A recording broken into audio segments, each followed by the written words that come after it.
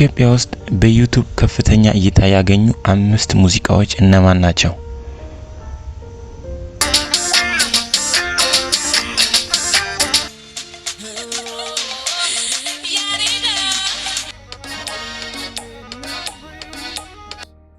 አምስተኛ ላይ የሚገኘው ተቀበል የሚለው ሙዚቃ ሲሆን ጌትሽ ማሞ ነው ዘፈኑን የሰራው። ይህም ዘፈን 43 ሚሊዮን እይታ በማግኘት አምስተኛ ደረጃ ላይ ተቀምጧል። ይህም ዘፈን ከ9 ዓመት በፊት የተሰራ የጌትሽ ማሞ ከፍተኛ ቪው ያገኘ ዘፈን ሆኗል።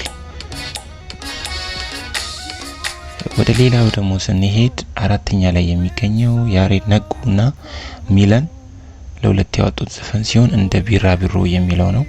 እሱም በተመሳሳይ ልክ እንደ ጌትሽ ማሞ 43 ሚሊዮን ቪው ታይቷል። ግን ይሄ ዘፈን የቆየው 5 ዓመት ብቻ ነው። ለዛ ነው አራተኛ ላይ ያደረግነው።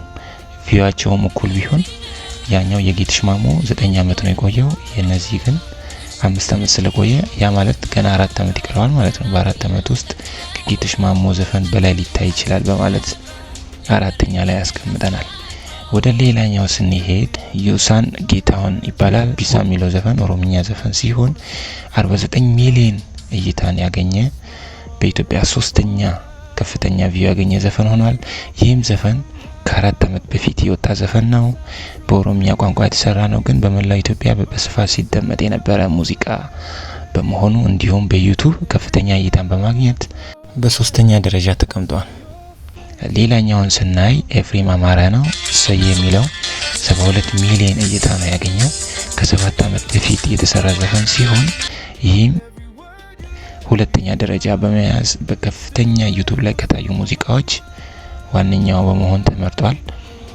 ወደ ዋነኛውና ወደ መጀመሪያው ዘፈን ስንሄድ የኔ ሀበሻ የሚለው የአቢ ላቆ ሙዚቃ ይሆናል። ይህም በዩቲዩብ ታይቶ በማይታወቅ መልኩ 106 ሚሊዮን ቪው በመታየት በኢትዮጵያ አዲስ ክብረ ወሰንን ይዟል።